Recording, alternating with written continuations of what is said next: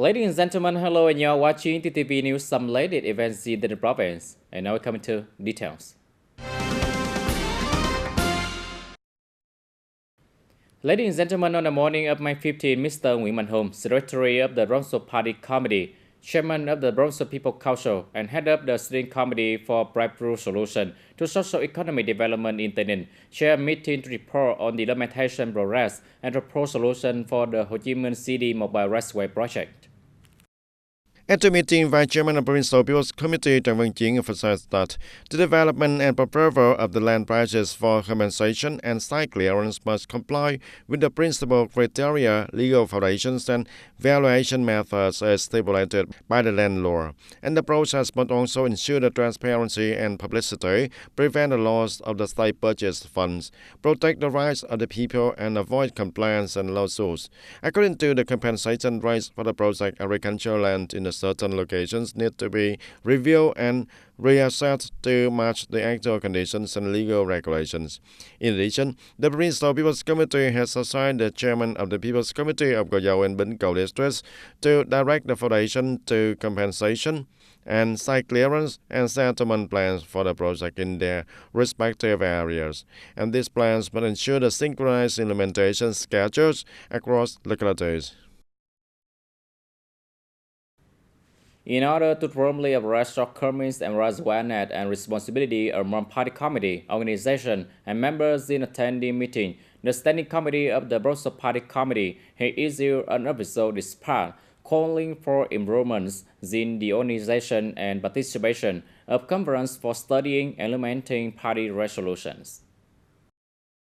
Specifically, the Standing Committee of the Bronzo Party Committee requires party committee, party organization, ANC, units, and locality to thoroughly disseminate directive within their respective party committee and organization, and to promptly draw lessons and address existing shortcomings in attending meeting and studying party resolution.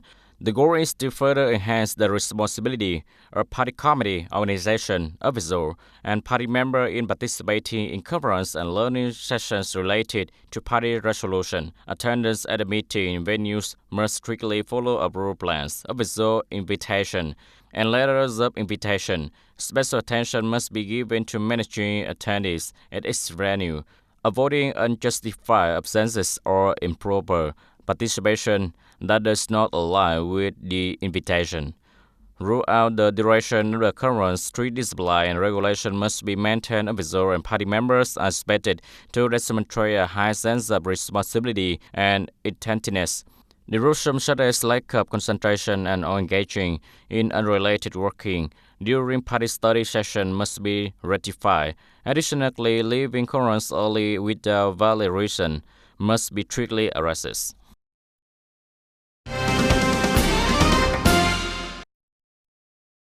And a training course on party awareness has officially opened for outstanding individuals from the 24 grassroots level party cells and branches under the party committee of Provincial People's Committee.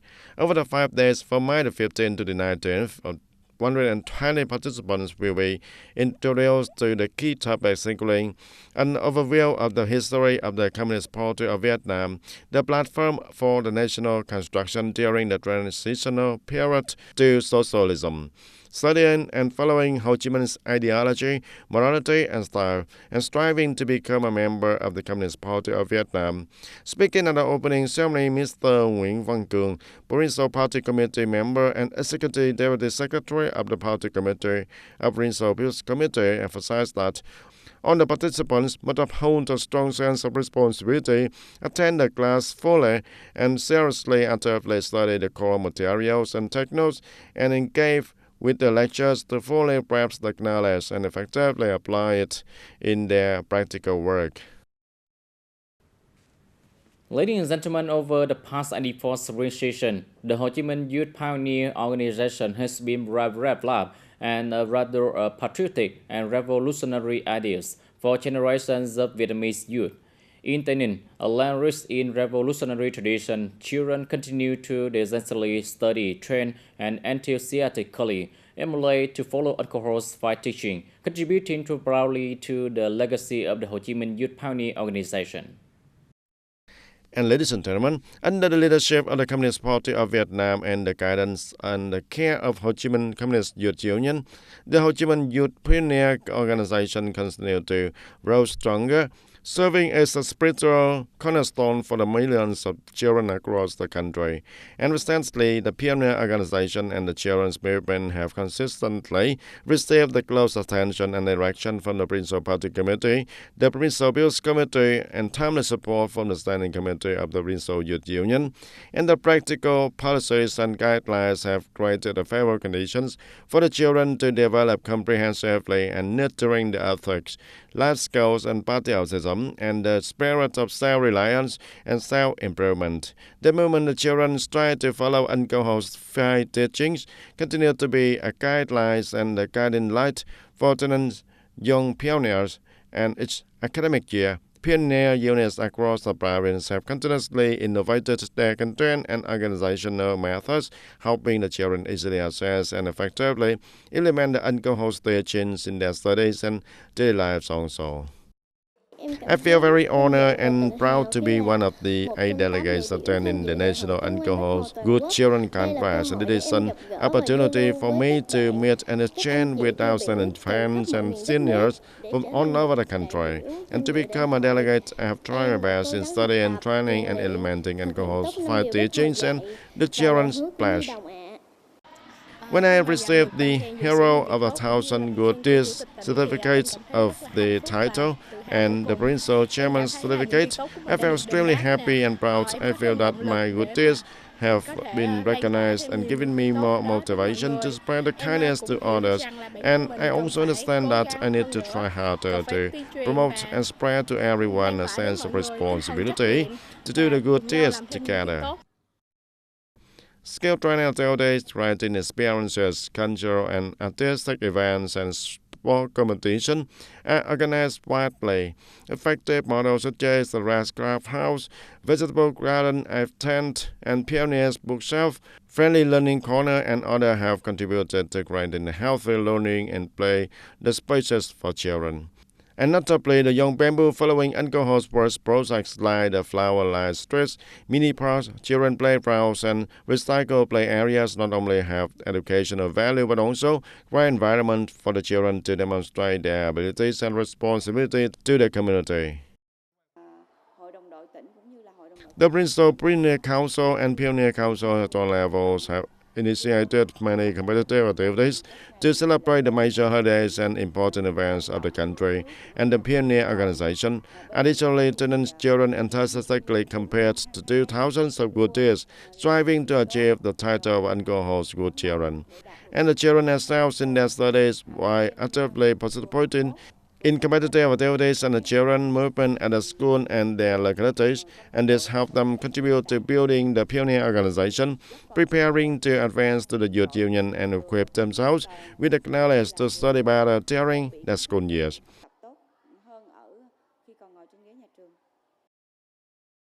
Proud to be pioneer and Uncle Ho's Good Children, tenant children are writing glorious history pages every day through their beautiful actions, good deeds, and continuous efforts in learning and training.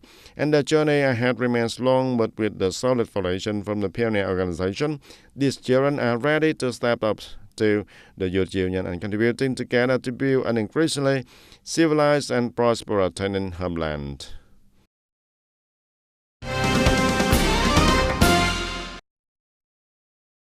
On May 15, the Thailand Provincial Farmer Union had a launching ceremony for the 2025 Tree Planting Festival in internal gratitude to resident Ho Chi Minh in Tân Hiệp Commune, Tokyo District. Speaking at the ceremony, Ms. Lê Thị Ngọc Yến, chairwoman of the Thailand Farmer Union, emphasized the importance of planting trees in mitigating the impacts of climate change, protecting the ecological environment, and creating suitable livelihood for local people. Immediately after the ceremony, the Provincial Farmer Union planted 500 south trees and launched an evaluation campaign among officials and farmer members. The goal is for each rural unit to plant at least 250 trees in 2025, contributing to the national target of the 1 billion trees program.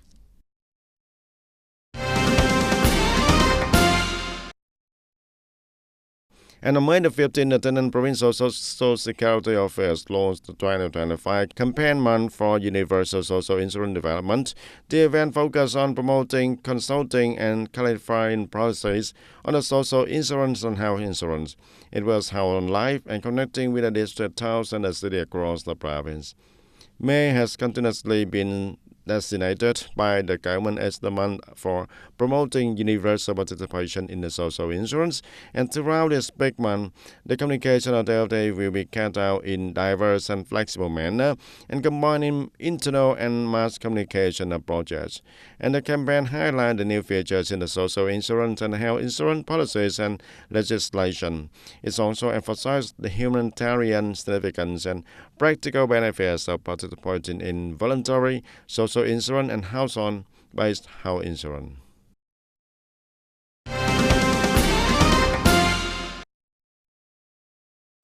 In April, the consumer price index CPI Taynan province recorded a slight rise compared to the previous month. Among the 11 main groups of consumer goods and services, must either increase or remain stable in price.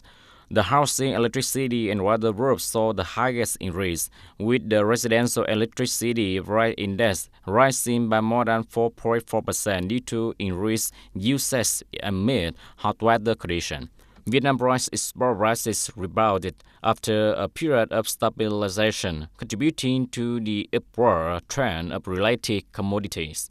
For the first 4 months of 2025, the province's average CPI rose by 0.74% compared to the same period last year, a relatively stable increase, relating effective control over supply and rising in the local market.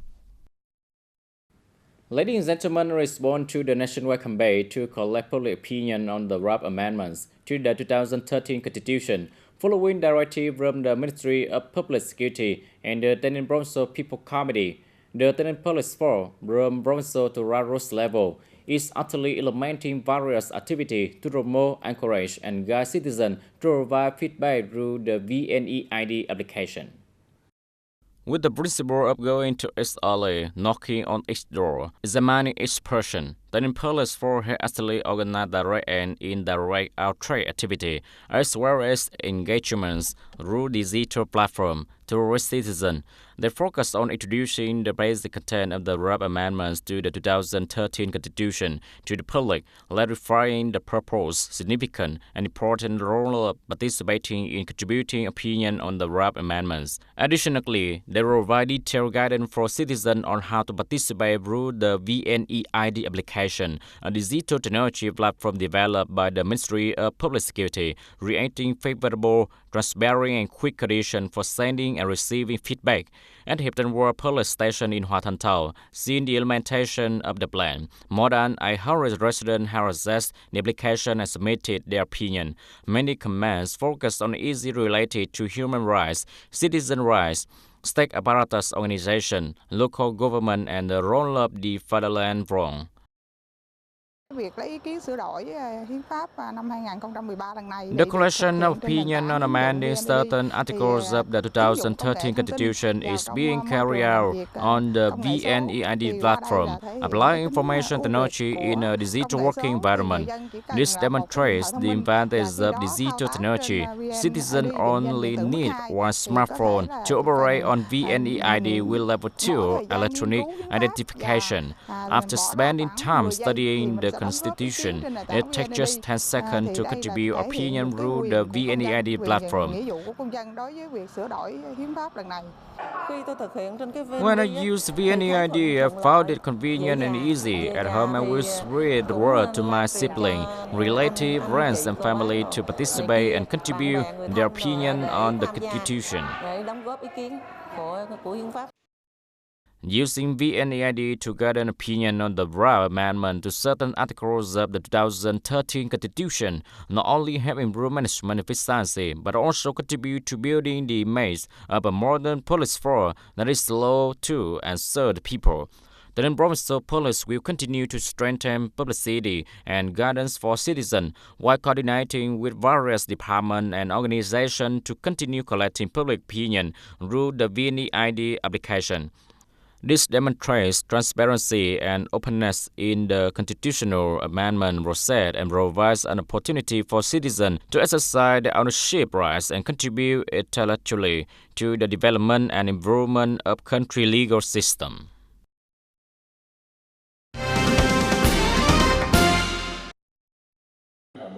And on the afternoon of May the 14th in Hanoi, the General Secretary Tolam and the delegation from China visited and encouraged the capital's education sector. They met with the teachers and students of Hanoi Amsterdam High School for the Gifted and Cao Giấy Secondary School, donated the STEM education labs and planted commemorative trees at the schools also. The General Secretary described the visit as a field survey to listen to the teachers and students' recommendations and suggestions on improving the education and training and aiming to nurture students into outstanding citizens with a strong moral character, intellect, and talent also.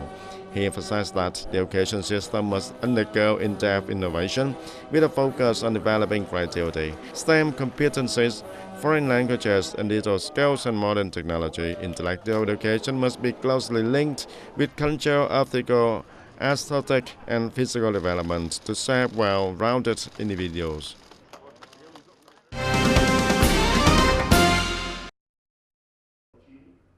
On the afternoon of May 14, the National Assembly Standing Committee discussed the draft resolution on special mechanism and policy to promote private sector development.